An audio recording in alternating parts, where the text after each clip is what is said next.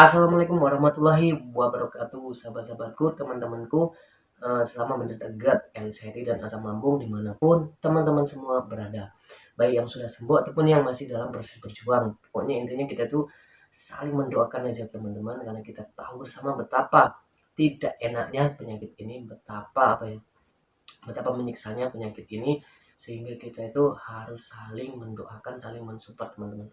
Nah, eh, pada kesempatan kali ini teman-teman, saya ingin kembali membagikan pengalaman saya ketika saya dulu masih terpuruk dalam penyakit GERD, anxiety, dan asam lambung ini. Kenapa saya harus membagikan? Ya karena saya sangat ingat sekali teman-teman, ketika saya dulu waktu itu masih sakit. Ketika penyakit ini saya endap, atau saya pendam sendiri, saya rasakan sendiri, saya tuh rasanya semakin tersiksa teman-teman. Ketika saya mendapat teman sharing, teman apa ya, mendapat ya intinya mendapat teman sharing, mendapat pencerahan begitu, beban itu langsung teringankan teman-teman. Tentunya dari orang ataupun dari ya intinya dari orang yang sama-sama pernah merasakan, sesama menderita GERD lah, intinya seperti itu teman-teman. Kenapa? Karena kita ketika sharing dengan orang normal tidak akan nyambung.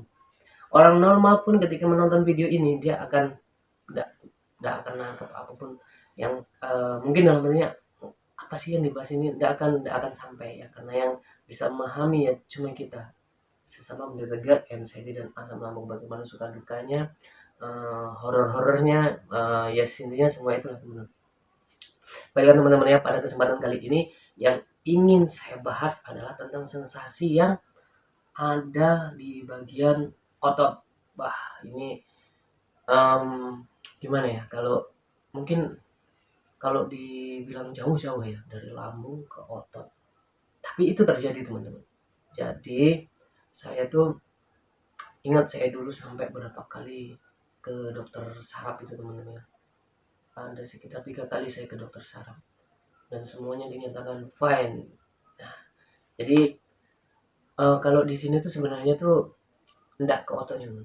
Saya ceritakan dulu teman-teman ya. Jadi gejala yang dulu yang ingin saya bahas itu waktu itu gejala di sini teman-teman, di bagian. Jadi saya tuh waktu itu sempat anxiety, saya sempat panik. Kenapa? Karena itu terjadi hanya di sebelah kanan teman-teman, dari ujung tangan sini ke sini ke sini sampai ke kaki.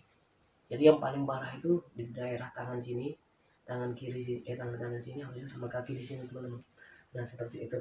Nah di situ saya anxiety saya ya menjadi-jadilah kan. Tapi bila yang dokter saraf tidak ada terjadi apa-apa, semuanya fine. Nah jadi bisa saya simpulkan teman-teman, memang asam lambung ini pengaruhnya bisa kemana-mana. Kenapa?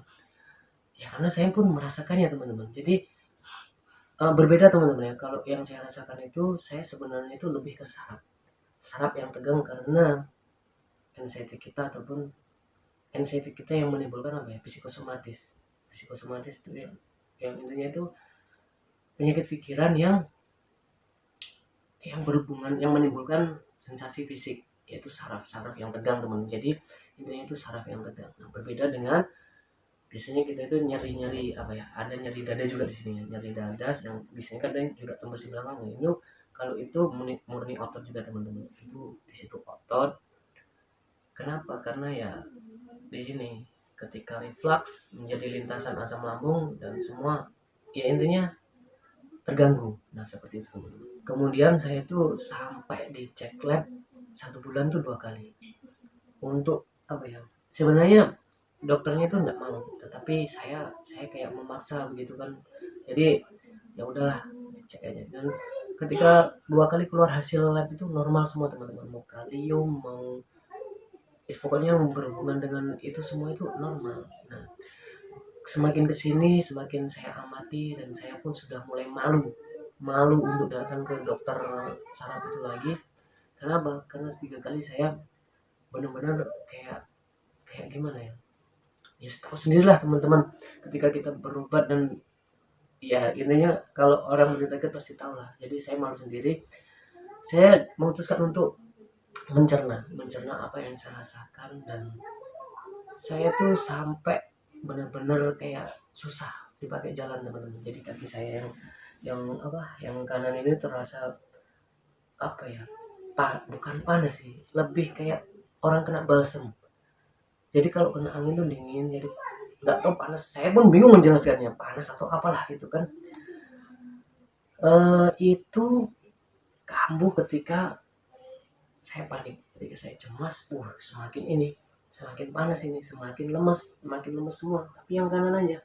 Nah, saya kan takut di situ, maksudnya pikir wah jangan-jangan ini stroke atau bagaimana kan. Nah takutnya sih. Nah ternyata itu teman-teman, itu semua karena saraf yang tegang.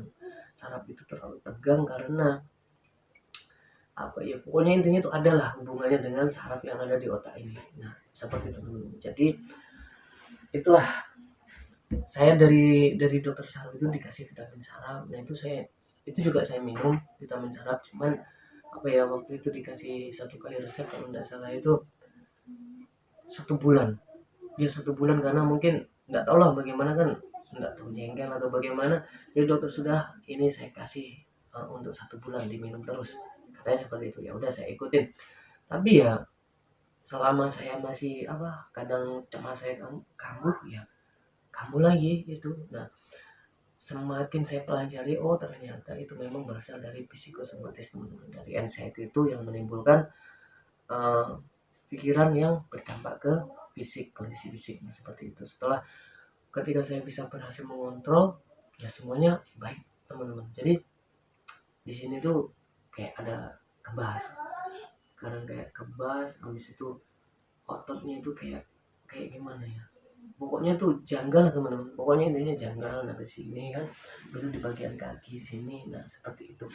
Nah jadi jika teman-teman ada yang merasakan sensasi seperti itu, ya teman-teman jangan panik, jangan jangan apa ya, jangan mikir yang aneh-aneh. Kenapa? Karena saya dulu juga merasakan, dan setiap orang itu gejalanya berbeda-beda. Ini jika saja teman-teman ada yang merasakan seperti itu, nah itu memang juga dampak dari anxiety teman-teman. Itu dampak dari anxiety, dan makanya itu kurang-kurangi anxiety. Kenapa? Karena ya dampaknya lumayan besar sekali teman-teman. Jadi kita harus mengontrol anxiety itu. Nah itu yang ingin saya sampaikan kepada teman-teman. Semoga apa yang saya sampaikan ini berguna untuk teman-teman, bisa melegakan teman-teman.